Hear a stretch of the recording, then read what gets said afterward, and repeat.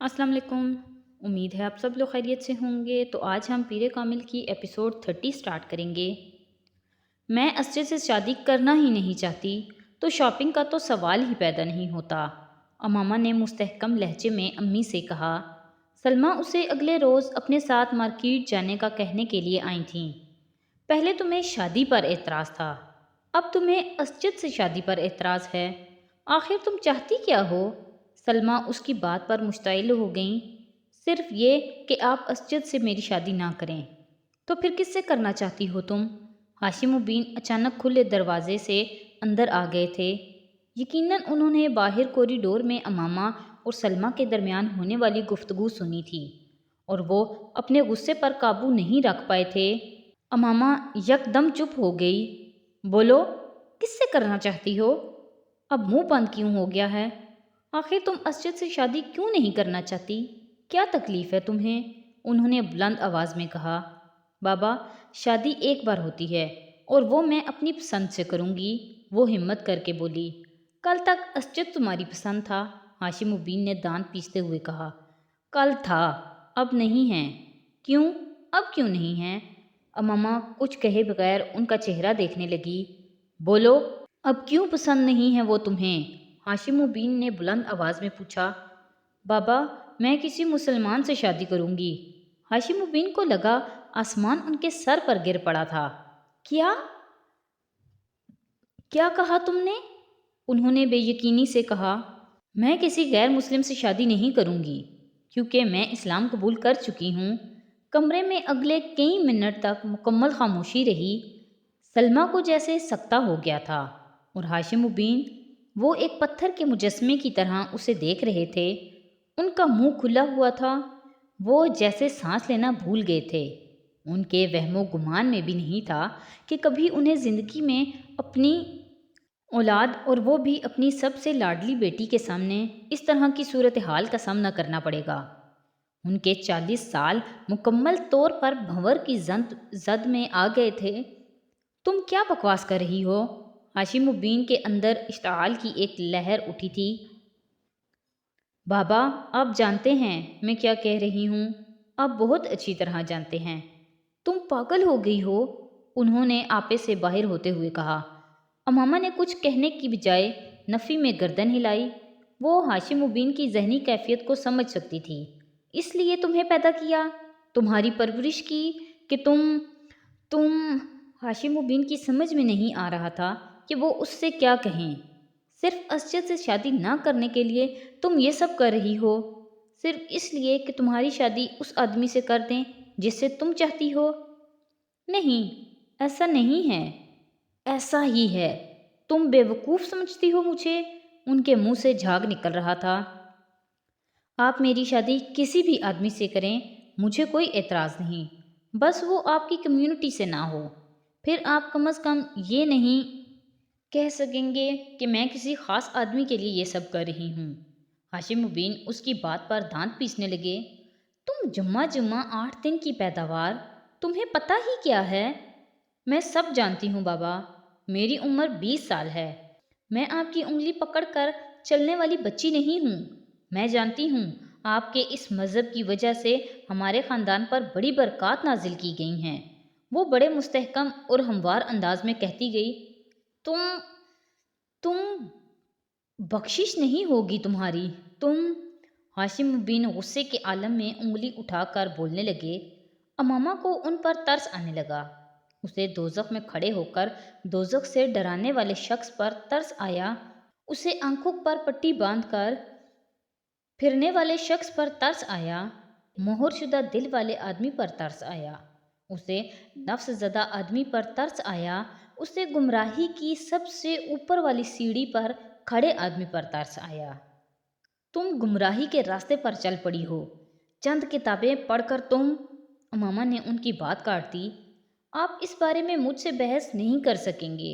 मैं सब कुछ जानती हूँ, तहकीक कर चुकी हूँ, तस्दीक कर चुकी हूँ। आप मुझे क्या बताएंगे, क्या समझाएंगे?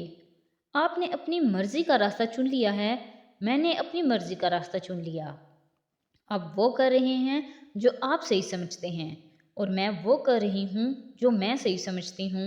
آپ کا عقیدہ آپ کا ذاتی مسئلہ ہے، میرا عقیدہ میرا ذاتی مسئلہ ہے۔ کیا اب یہ بہتر نہیں ہے کہ آپ میرے اس فیصلے کو قبول کر لیں؟ جذباتی حماقت کی بجائے بہت سوچ سمجھ کر اٹھایا جانے والا قدم سمجھ کر اس نے بڑی رسانیت اور سنجیدگی کے ساتھ کہا۔ ہاشم مبین کی ناراضگی میں اور اضافہ ہوا۔ میں اپنی بیٹی کو مذہب بدلنے دوں تاکہ پوری کمیونٹی میرا بائیکاٹ کر دے؟ میں فٹ پاتھ پر آ جاؤں؟ نہیں امامہ، یہ نہیں ہو سکتا۔ تمہارا اگر دماغ بھی خراب ہو گیا ہے تو اس کا یہ مطلب نہیں کہ میرا دماغ بھی خراب ہو جائے۔ کوئی بھی مذہب اختیار کرو مگر تمہاری شادی میں اسجد سے ہی کروں گا۔ تمہیں اسی کے گھر جانا ہوگا، اس کے گھر چلی جاؤ اور پھر وہاں جا کر طے کرنا کہ تمہیں کیا کرنا ہے کیا نہیں۔ ہو سکتا ہے تمہیں عقل آ جائے۔ وہ غصے کے عالم میں کمرے سے نکل گئے۔ مجھے پتہ ہوتا کہ تمہاری وجہ سے ہمیں اتنی ذلت کا سامنا کرنا پڑے گا تو میں پیدا ہوتے ہی تمہارا گلہ دبا دیتی۔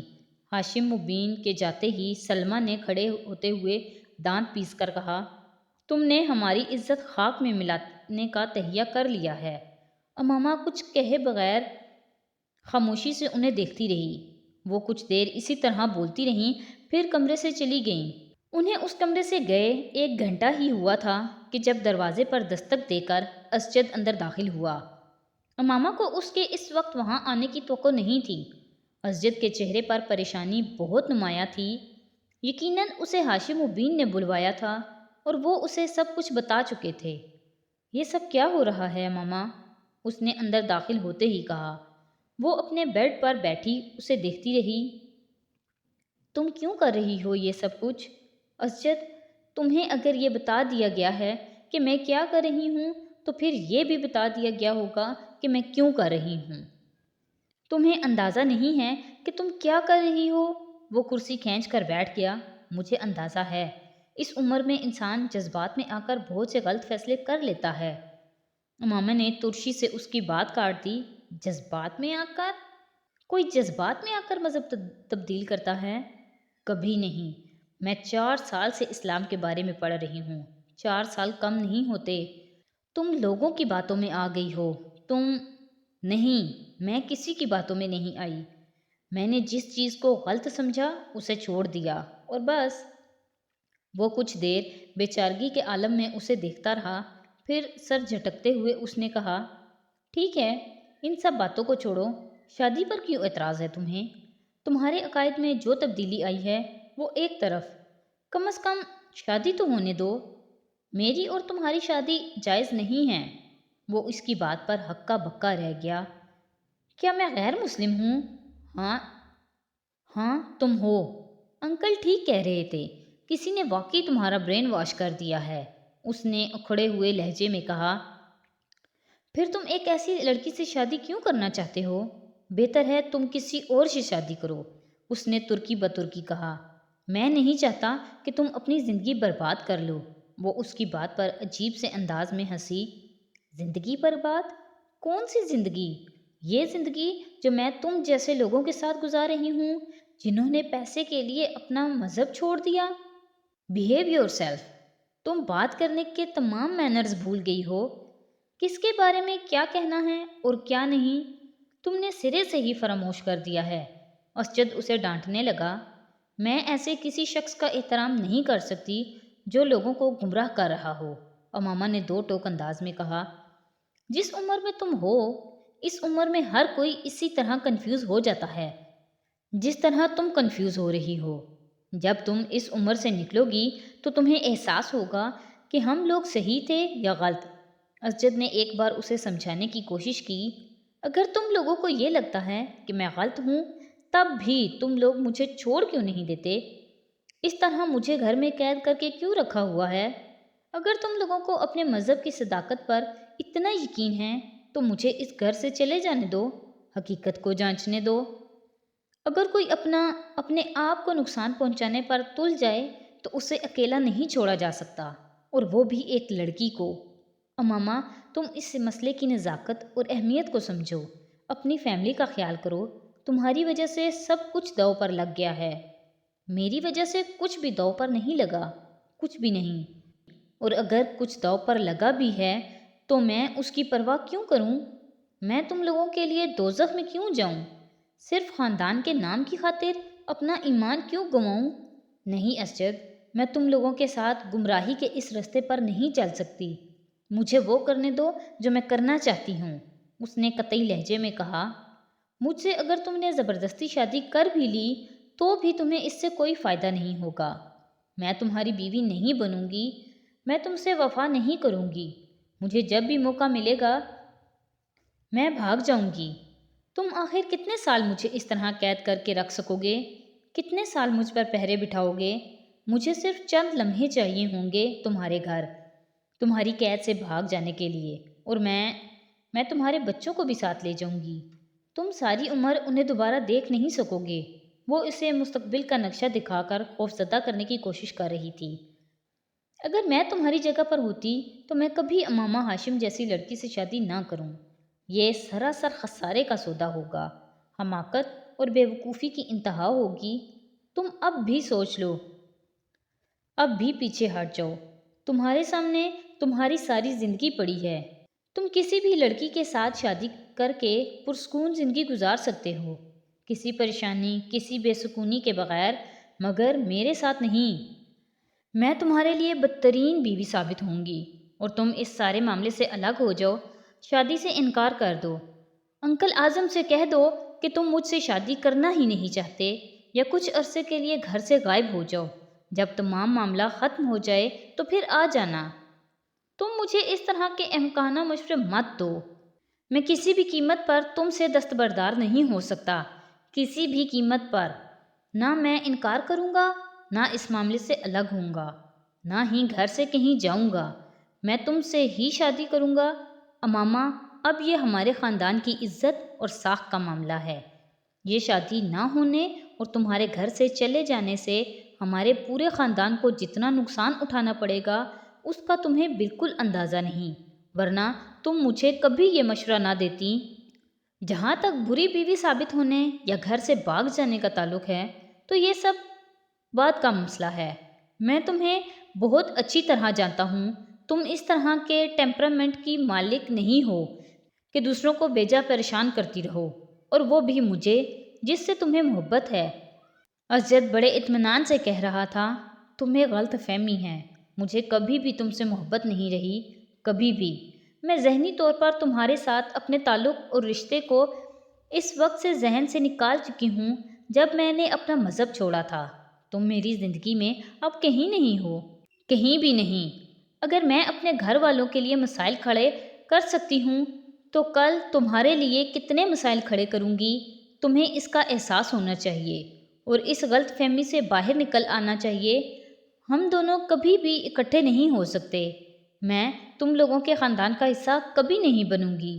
نہیں اسجد، تمہارے اور میرے درمیان بہت فاصلہ ہے کہ میں تمہیں دیکھ تک نہیں سکتی، اور میں اس فاصلے کو کبھی ختم نہیں ہونے دوں گی۔ میں کبھی بھی تم سے شادی کے لیے تیار نہیں ہوں گی۔ اسجد بدلتی ہوئی رنگت کے ساتھ اس کا چہرہ دیکھنے لگا۔ کیا تم میرا ایک کام کر سکتے ہو؟ تمہارا کیا خیال ہے؟ اب تک میں اس کے علاوہ کیا کر رہا ہوں؟ سالار نے پوچھا۔ دوسری طرف کچھ دیر خاموشی رہی، پھر اس نے کہا، کیا تم لاہور جا کر جلال سے مل سکتے ہو؟ سالار نے ایک لمحہ کے لیے اپنی آنکھیں بند کیں۔ کس لیے؟ اسے امامہ کی آواز بہت بھاری لگ رہی تھی، یوں جیسے اس کو فلو تھا۔ پھر اچانک اس کو خیال آیا کہ وہ یقیناً روتی رہی ہوگی، یہ اس کا اثر تھا۔ تم میری طرف سے اس سے ریکویسٹ کرو کہ وہ مجھ سے شادی کر لے، ہمیشہ کے لیے نہیں تو کچھ دنوں کے لیے ہی۔ میں اس گھر سے نکلنا چاہتی ہوں، اور میں کسی کی مدد کے بغیر یہاں سے نہیں نکل سکتی۔ بس وہ مجھ سے نکاح کر لے۔ تمہارا تو اس سے فون پر رابطہ ہے، تو پھر تم یہ سب خود اسے فون پر کیوں نہیں کہہ دیتی؟ سالار نے چپس کھاتے ہوئے بڑے اطمینان سے اسے مشورہ دیا۔ میں کہہ چکی ہوں۔ اسے امامہ کی آواز پہلے سے زیادہ بھرائی ہوئی لگی۔ پھر اس نے انکار کر دیا ہے۔ ویری سیڈ، سالار نے افسوس کا اظہار کیا۔ تو یہ ون سائیڈڈ لو افیئر ہے؟ اس نے کچھ تجسس کے عالم میں پوچھا۔ نہیں، تو پھر اس نے انکار کیوں کر دیا؟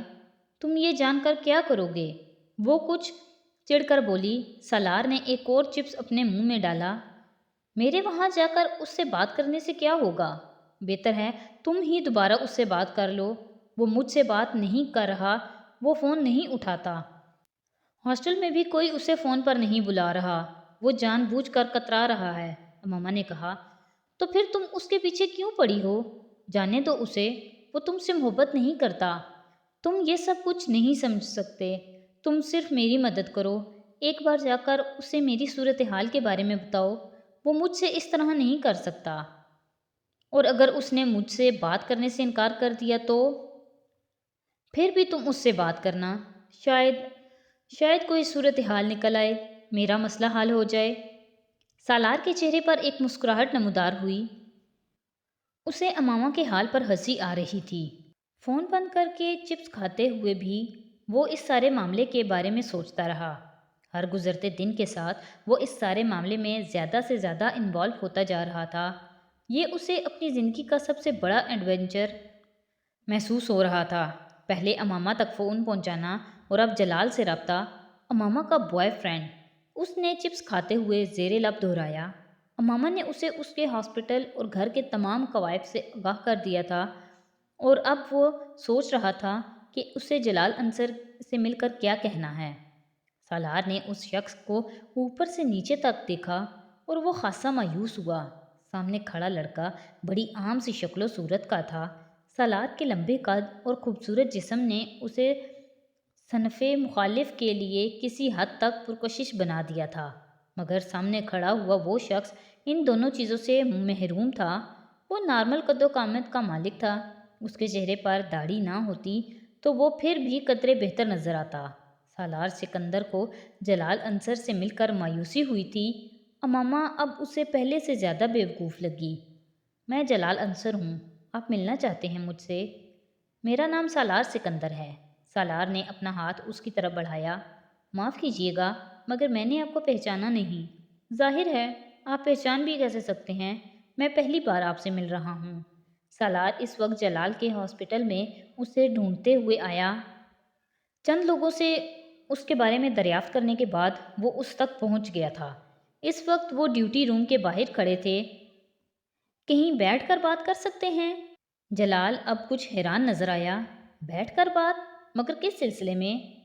अमामा के सिलसिले में। जलाल के चेहरे का रंग बदल गया। आप कौन हैं? मैं उसका दोस्त हूँ। जलाल के चेहरे का रंग एक बार फिर बदल गया। वो चुपचाप एक तरफ चलने लगा। सालार उसके साथ था। पार्किंग में मेरी गाड़ी खड़ी है, वहाँ चलते हैं, सालार ने कहा। तो आज के एपिसोड यहीं पे ख़त्म करते हैं। नेक्स्ट एपिसोड के साथ कल फिर हाजिर होंगे। तो अगर आपको मेरी वीडियोस अच्छी लग रही हैं तो प्लीज़ मेरी वीडियोस को लाइक करें, मेरे चैनल को सब्सक्राइब करें और अपने फैमिली और फ्रेंड के साथ शेयर करें। बहुत शुक्रिया।